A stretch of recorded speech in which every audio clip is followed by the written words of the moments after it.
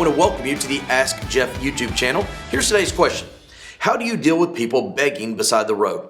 I know some people can't work, but there's a difference of can't and won't. Their businesses begging for help, most of the time right where they're begging.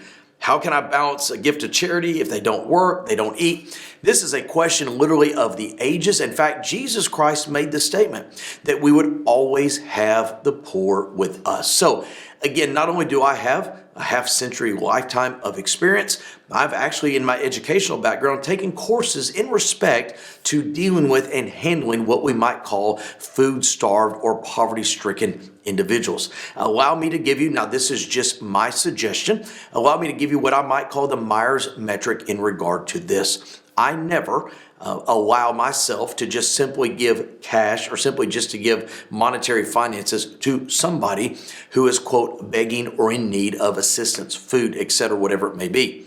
I do, however, spend just a little more time with them. For example, if the Holy Spirit of God convicts you to help somebody who's, quote, begging on the side of the road, take a moment, ask them what they're needing. Are they needing food? Fine.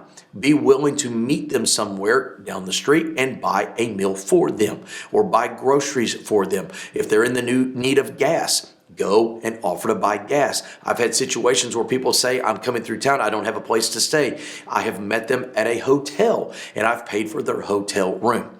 Why is that important?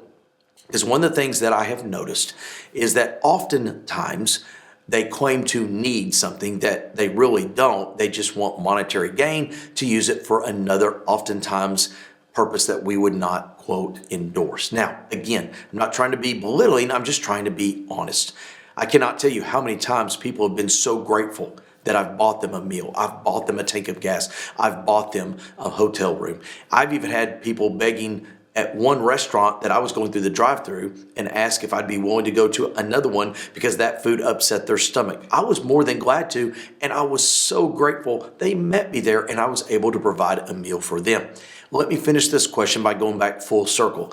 If the Holy Spirit of God convicts you, I understand there are people that beg that don't need what they're begging for, and I know there are people that are begging for freebies outside of companies who are advertising the need for people to be employed there. Again, there's a lot of layers there, but what I would suggest is if the Spirit of God motivates you or inspires you to do so, have a conversation, ask what they need, and do the best that you can to provide what they need, not just to throw them some money and send them down the road, because those monetary funds may not be going for what you would desire or what you would intend. Great question. If you have one, send it to AskJeff.net. Maybe your question will be tomorrow's.